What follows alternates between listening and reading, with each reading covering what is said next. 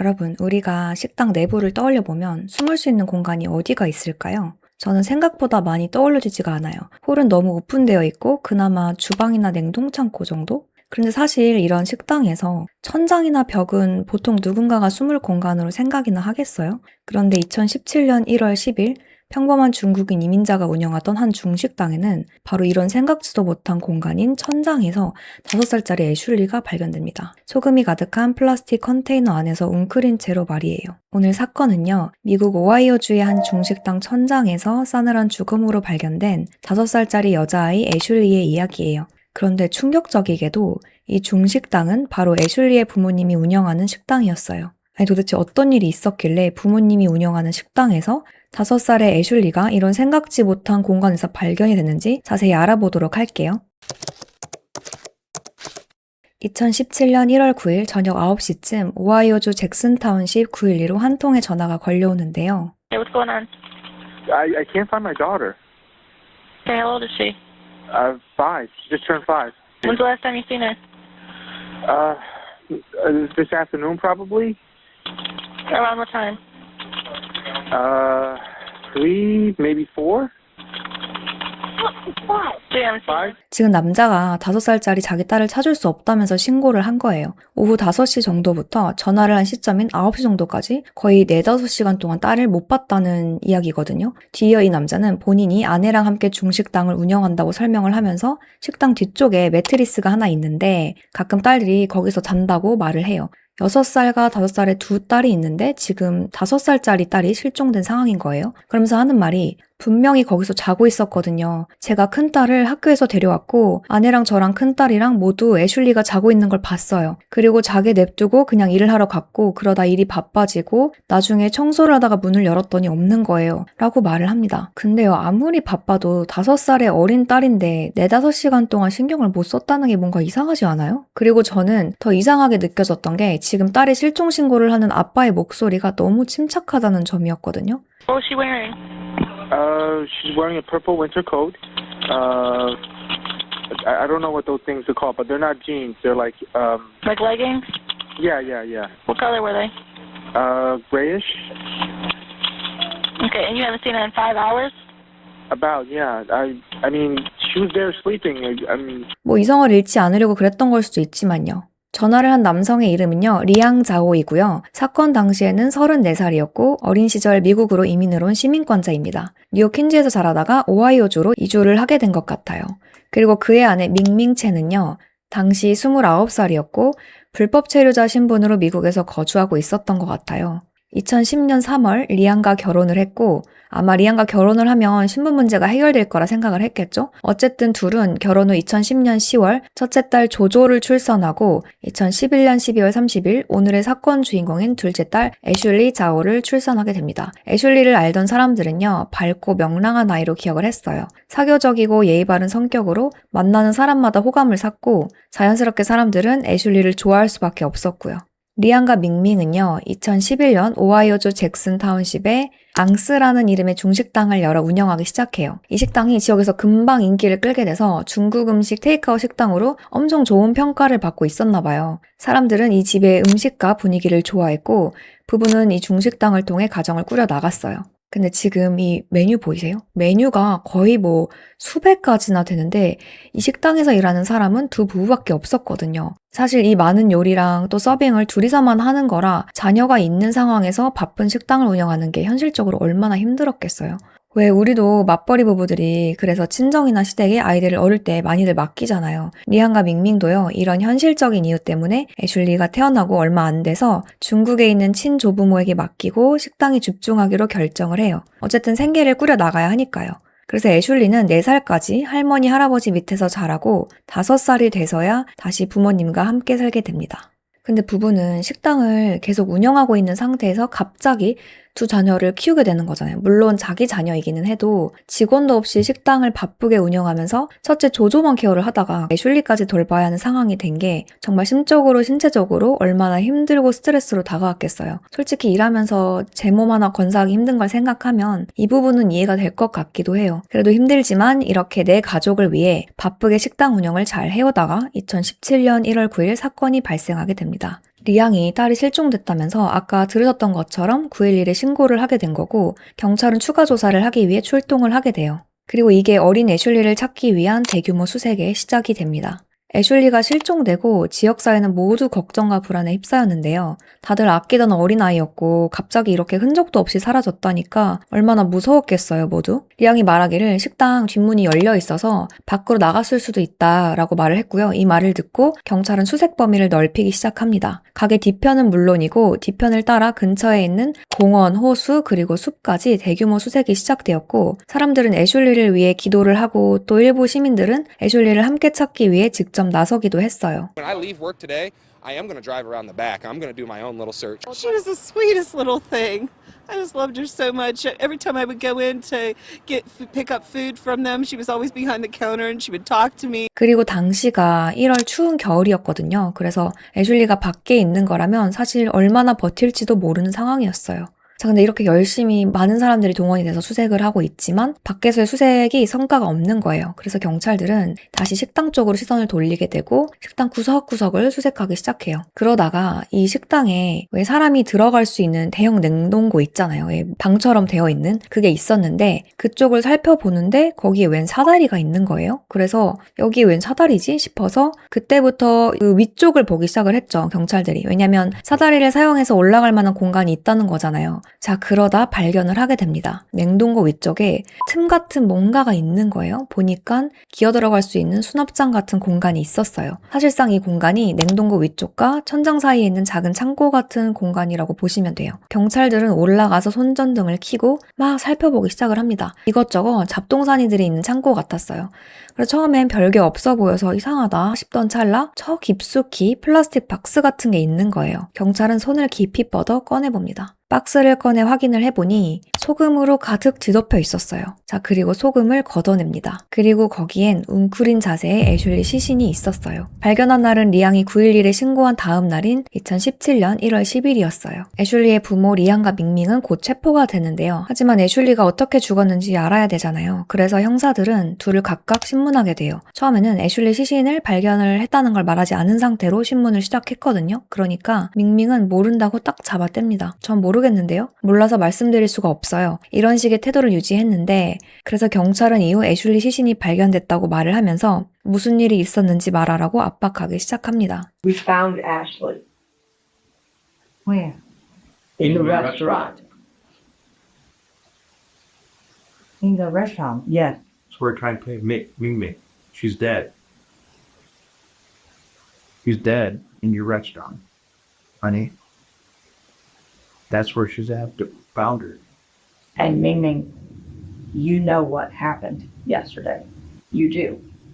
Why I know what? Because you're her mother. Because you were with her. Because JoJo was with her.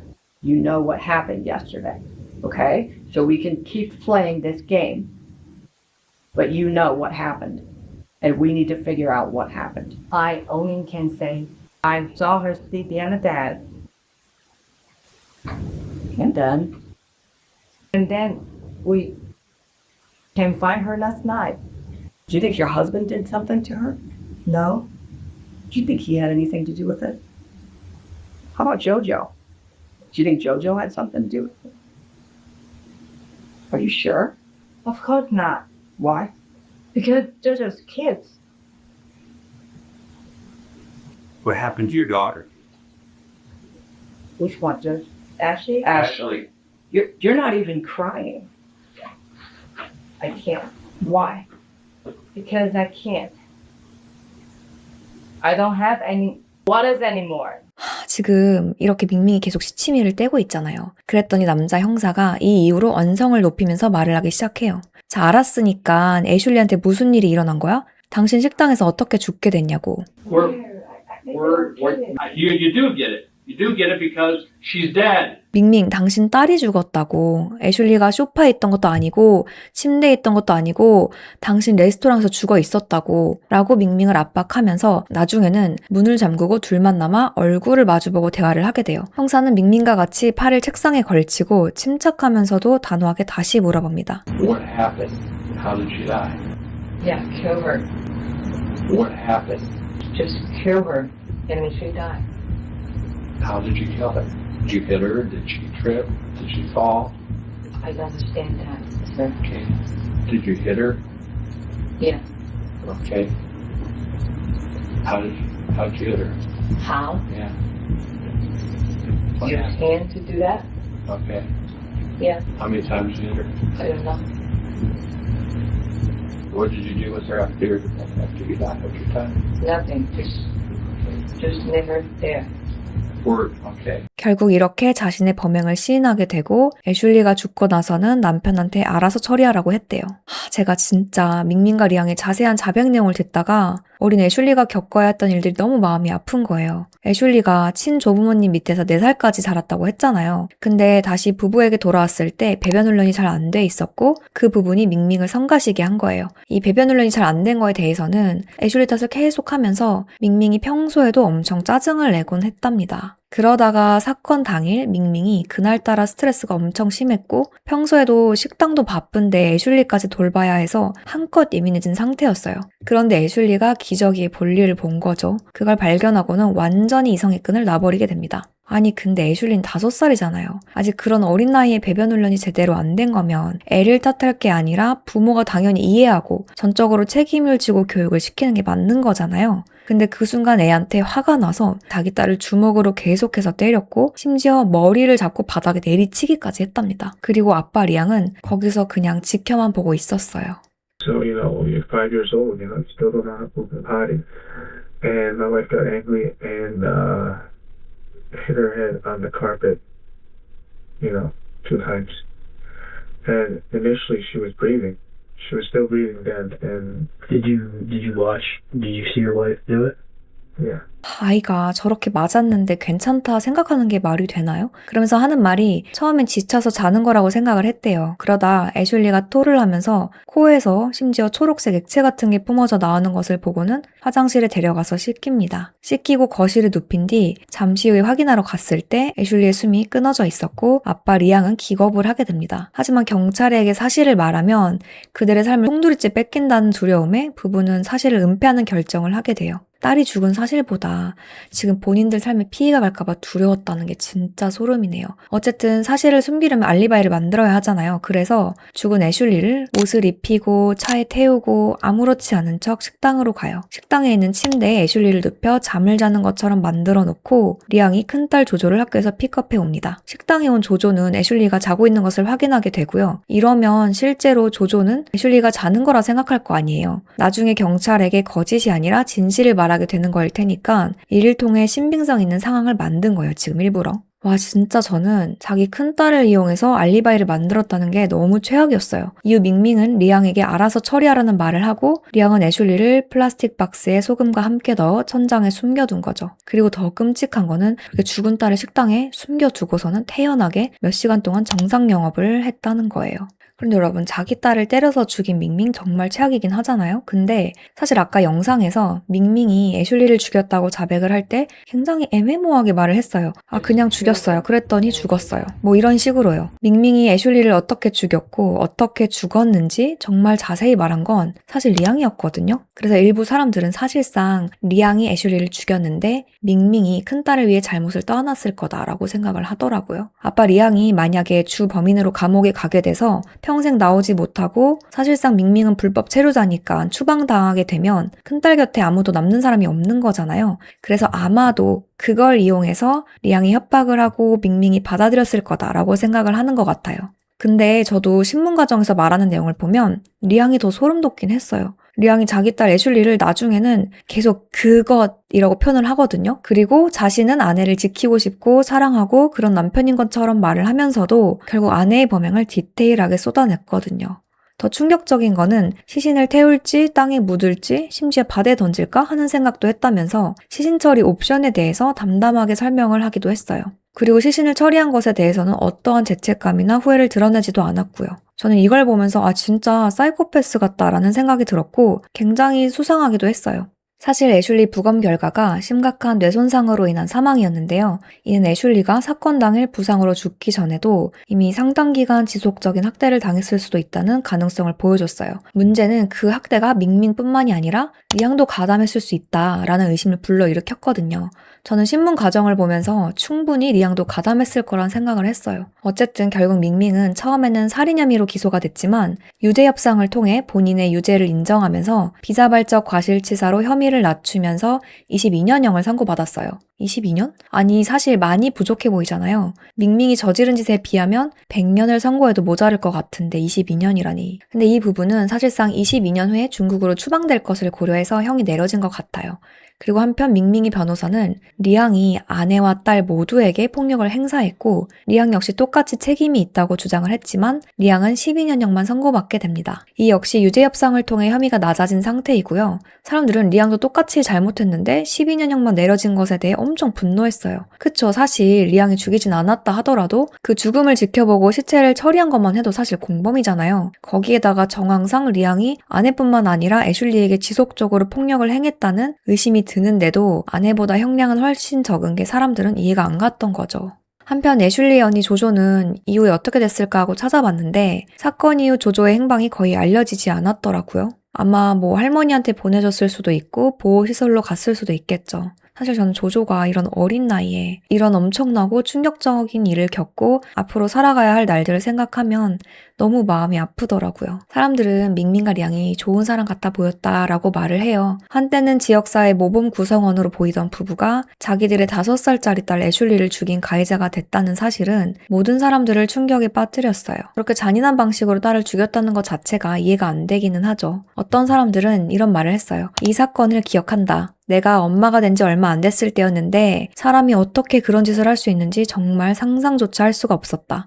라면서요. 사람들은 사건 후에 식당 앞에 이제 이렇게 인형이나 꽃 등을 놓으면서 다 함께 모여 기도하고 추모를 했어요. 사실상 얼마 안 돼서 해당 건물은 재건축되고 추모 현장은 사라졌지만 사람들은 불쌍한 애슐리를 절대 잊지 않을 거고 또 그 부모를 절대 용서하지 못할 거라 생각해요. 저는 진짜 하늘에서는 애슐리가 마음의 평화를 찾고 행복했으면 하는 바람입니다. 여기까지 애슐리 사건이었고요. 여러분은 오늘 이야기 들으면서 어떤 생각이 드셨나요? 댓글로 편하게 의견 나눠주세요. 오늘도 시청해주셔서 감사합니다.